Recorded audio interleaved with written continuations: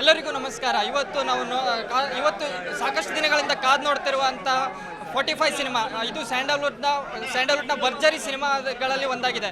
ಈ ಸಿನಿಮಾದ ಒಂದು ಬಿಡುಗಡೆಯಲ್ಲಿ ಸಿನಿಮಾದ ನಿರ್ಮಾಪಕರಾದ ರಮೇಶ್ ರೆಡ್ಡಿ ಅವರು ನಮ್ಮ ಜೊತೆ ಇದ್ದಾರೆ. ಅವ್ರ ಜೊತೆ ಕೆಲವೊಂದಿಷ್ಟು ಮಾತುಗಳನ್ನು ಆಡೋಣ. ಸರ್ ನಮಸ್ತೆ ಸರ್. ಈ ಒಂದು ಸಿನಿಮಾ 45 ಸಿನಿಮಾ ಸರ್, ಮಲ್ಟಿ ಸ್ಟಾರ್ಗಳ ಸಿನಿಮಾ ಆಗಿದ್ದು, ಇವರನ್ನು ಮೂರು ಈ ನಟರಿಗೆ ಸಾಕಷ್ಟು ಅಭಿಮಾನಿ ಸಾಗರಗಳನ್ನೇ ಹೊಂದಿದ್ದಾರೆ. ಇವರನ್ನು ಒಟ್ಟಿಗೆ ಸೇರಿಸಿ ಸಿನಿಮಾ ಮಾಡೋದು ಎಷ್ಟು ಕಷ್ಟ ಅನಿಸುತ್ತೆ? ಇಲ್ಲ, ಕಷ್ಟ ಏನಿಲ್ಲಪ್ಪ.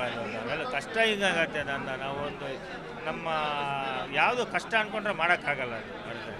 ಅದೆಲ್ಲ ಪ್ರೀತಿಯಿಂದ ಮಾಡಬೇಕು. ಅದರಿಂದ ಇವಾಗ ಶಿವಣ್ಣ ಇದ್ದಾಗ ಪ್ರೀತಿ ಇದ್ದೇ ಇರತ್ತೆ, ನಮ್ಮ ಉಪೇಂದ್ರ ಸರ್ ಇದ್ದಾಗ ಪ್ರೀತಿ ಇರುತ್ತೆ, ನಾಲ್ಕು ಸೆಟ್ ಮೂವರು ಹೆಂಗಿದ್ದಾರೆ ಅಂತ ಹೇಳಿದ್ರೆ ಒಂಥರ ಪ್ರೀತಿ ಸ್ವಭಾವದವ್ರು ಇರೋದಾಗ ಅದರಿಂದ ನಮಗೇನು ಕಷ್ಟ ಆಗಿಲ್ಲ.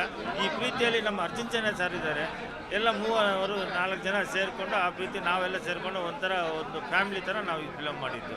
ಅದರಲ್ಲಿ ಕಷ್ಟ ಅನ್ನೋ ಪದನೇ ಬಂದಿರಲ್ಲ. ಇನ್ನು ಸರ್, ಅರ್ಜುನ್ ಜನ್ಯ ಅವರು ಸಂಗೀತ ನಿರ್ದೇಶನದಲ್ಲಿ ತುಂಬ ಹೆಸರುಗಳನ್ನು ಮಾಡಿರ್ತಾರೆ. ಅಂಥವ್ರು ಸರ್ ಸಿನಿಮಾ ನಿರ್ಮಾಣ ಮಾಡ್ತಾರೆ ಅಂದರೆ ಅದರ ಮೇಲೆ ನೀವು ಹೇಗೆ ನಂಬಿಕೆ ಇಟ್ರಿ ಸರ್? ಅಂದರೆ ಅವ್ರ ಮೇಲೆ ವಿಶ್ವಾಸ ಬರುವಂಥ ಒಂದು ಏನು ನಿಮಗೆ ಇಂಟ್ರೆಸ್ಟಿಂಗ್ ಅನಿಸುತ್ತೆ ಸರ್ ಅವ್ರದ್ದು? ಇಂಟ್ರೆಸ್ಟ್ ನಾವು ಹೇಳ್ದಲ್ಲ, ಫಸ್ಟೇ ನಾವು ಕತೆ ಹೇಳಿದಾಗ ಅದನ್ನು ಆನಿಮೇಷನ್ ಮಾಡಿ ಎಲ್ಲ ಅವ್ರ ಮ್ಯೂಸಿಕ್ಕು ಎಲ್ಲ ಇದು ಮಾಡಿಕೊಂಡು ಮ್ಯೂಸಿಕ್ಕು ಡೈಲಾಗು ಸಂಭಾಷಣೆ ಎಲ್ಲ ಬರ್ಕೊಂಡು ಎಲ್ಲ ನಾವು ಸ್ಕ್ರೀನ್ ಮೇಲೆ ನೋಡಿದ ಮೇಲೇ ತಾನೇ ಹೋಗಿದ್ದು. ಅದರಿಂದ ನಮಗೆ ಅವ್ರ ಮೇಲೆ ಒಳ್ಳೆ ಭರವಸೆನೇ ಇತ್ತು. ಇನ್ನು ಈ 3 ಸೆಲೆಬ್ರಿಟಿ ಹೀರೋಗಳನ್ನು ಒಟ್ಟಿಗೆ ತರಬೇಕಂದ್ರೆ ಸರ್ ಕಾಲ್ ಶೀಟ್ಗಳು ಕ್ಲಾಶ್ಗಳಾಗ್ತಾ ಇರ್ತದೆ. ಅಂಥ ಸಮಯದಲ್ಲಿ ಅವರ 3 ಜನಗಳ ಕಾಲ್ ಶೀಟ್ಗಳನ್ನು ನಿಮ್ಮ ಹೇಗೆ ಸರಿದೂಗಿಸಿದೆ ಸರ್? ಇಲ್ಲ, ಅದೇನಿಲ್ಲ. ಅದೆಲ್ಲ ಅರ್ಜುನ್ ಜನ ನೋಡ್ಕೊತಾ ಇದ್ರಪ್ಪ. ಅವ್ರಿಗಂತ ಯಾವ ಟೈಮ್ಗೆ ಯಾವುದು ಬರಬೇಕು ನಮಗೊಂಚೂರು ತೊಂದರೆ ಆಗಿಲ್ಲಪ್ಪ. ಯಾರ್ದು ನಿಮ್ಮ ಕಾಲ್ ಸೀಟು ಅನ್ನೋದು ನೀವು ಕೇಳ್ತಾ ಇದ್ದೀರಿ ಅಷ್ಟೇ. ಕಾಲ್ ಸೀಟು ನನಗಿದ್ದು ನಿಜವಾಗ್ಲೂ ಕಾಲ್ ಸೀಟೇ ಗೊತ್ತಿಲ್ಲ. ಯಾವಾಗಾದ್ರೂ ಶೂಟಿಂಗ್ ನಾವು ಯಾವಾಗ ಮಾಡ್ಕೋಬೇಕು ನಾವು ಪ್ರಿಪೇರ್ ಮಾಡ್ಕೊಬರ್ತೀವಿ, ಬರ್ತಾಯಿದ್ರು ಮಾಡಿಬಿಟ್ಟು ಹೋಗ್ತಾಯಿದ್ರು ಅಷ್ಟೇ. ಬೇರೆ ನಮಗೇನೋ ಒಂಚೂರು ಇದಾಗಲಿಲ್ಲ.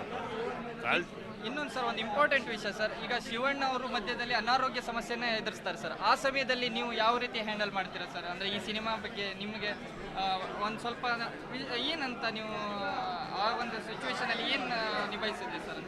ನಿಭಾಯಿಸಿಲ್ಲ, ತುಂಬ ಬೇಜಾರಾಯಿತು ನಮಗೆ. ಅಂತ ಏನಪ್ಪ ನಮ್ಮ ಶಿವಣ್ಣನಿಗೆ ಹಿಂಗಾಯಿತು ಅಂತ ಹೇಳ್ಬಿಟ್ಟು ನಾವೇನೋ ಒಂದು ಚೂರು ನಾನೇನು ತಲೆಗೆಡ್ಸ್ಕೊಳ್ಳಿಲ್ಲ. ಅಲ್ಲ ಮನುಷ್ಯನಿಗನ ದೊಡ್ಡದಲ್ಲಪ್ಪ.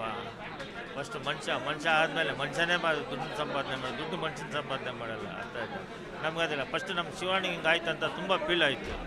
ಮಿಕ್ಕಿದೆಲ್ಲ ದೇವರು ನೋಡಿ ಬಂದರು, ಶೂಟಿಂಗ್ ಮಾಡಿದ್ರು, ಎಲ್ಲ ಡಬ್ಬಿಂಗ್ ಮಾಡಿದ್ರು, ಎಲ್ಲ ನಮ್ಮ ಫಿಲಮ್ ತೊಂದರೆ ಆಗಬಾರ್ದು ಅಂತ ಹೇಳ್ಬಿಟ್ಟು ಎಲ್ಲ ಮುಗಿಸ್ಬಿಟ್ಟು ಅವ್ರು ಆಪ್ರೇಷನ್ಗೆ ಹೋಗಿದ್ದು ಮತ್ತೆ ಎಲ್ಲ ಮೀಡಿಯಾದಲ್ಲಿ ನಾನು ಹೇಳ್ತಾ ಇದ್ದೀನಲ್ಲ, ಇದೆಲ್ಲ ಆಗೋದು ಶಿವಣ್ಣ ಒಬ್ಬರಿಂದನೇ, ಶಿವಣ್ಣ ಕೈಯಲ್ಲೇ ಇದೆಲ್ಲ ಆಗೋದು.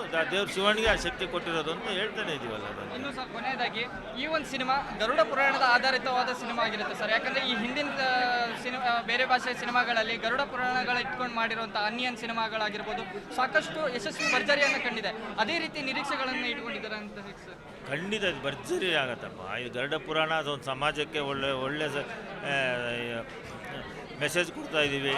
ಇದನ್ನು ಎಲ್ಲರೂ ನೋಡೋವಂಥದ್ದು, ಮಕ್ಕಳಿಂದ ಹಿಡಿದು ದೊಡ್ಡವರು ಅಂತ ನೋಡೋದು, ಎಲ್ಲರ ಮನೇಲಿ ನಡೆಯೋಂಥದ್ದು ಖಂಡಿತ ಬಂದು ಎಲ್ಲರೂ ನೋಡ್ತಾರೆ. ನಮ್ಮೆಲ್ಲ ಇದು ಎಲ್ಲರೂ ಫ್ಯಾಮಿಲಿ ಸಮೇತ ಬಂದು ನೋಡೋವಂಥ ಪಿಕ್ಚರು ಇದು. ಎಲ್ಲರಿಗೂ ನಮ್ಮ ಸಮಾಜಕ್ಕೆ ಸೇರಿಸ್ಬೇಕು, ಮನೆಗೆ ತಲುಪಿಸ್ಬೇಕು ಅಂತ ಹೇಳ್ಬಿಟ್ಟು ಈ ಕಂಟೆಂಟ್ ತೊಗೊಂಡಿದ್ದು.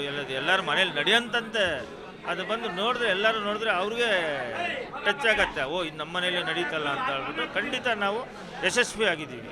ಇನ್ನು ಸರ್, ಇದು ವರ್ಷಾಂತ್ಯದಲ್ಲಿ ಸ್ಟಾರ್ ಕ್ಲಾಶ್ಗಳಾಗಿದ್ದಾವೆ ಸರ್. ಈಗ ಮತ್ತೊಂದು ಸಿನಿಮಾ ಮಾರ್ಕ್ ಸಿನಿಮಾ ಬಂದಿದೆ. ಆ ಒಂದು ಸಿನಿಮಾ ಬಗ್ಗೆ ಏನಂತ? ಇಲ್ಲಪ್ಪ, 2 ಕನ್ನಡ ಪಿಕ್ಚರು 2 ಚೆನ್ನಾಗಾಗಬೇಕು ಅಂತ.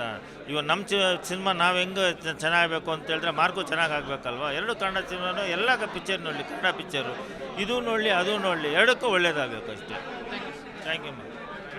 ನೋಡಿದ್ರಲ್ಲ, 45 ಸಿನಿಮಾದ ನಿರ್ಮಾಪಕರು ರಮೇಶ್ ರೆಡ್ಡಿ ಅವರು ನಮ್ಮ ಜೊತೆ ಮಾತನಾಡಿರೋದನ್ನು. ಥ್ಯಾಂಕ್ ಯು, ಧನ್ಯವಾದಗಳು.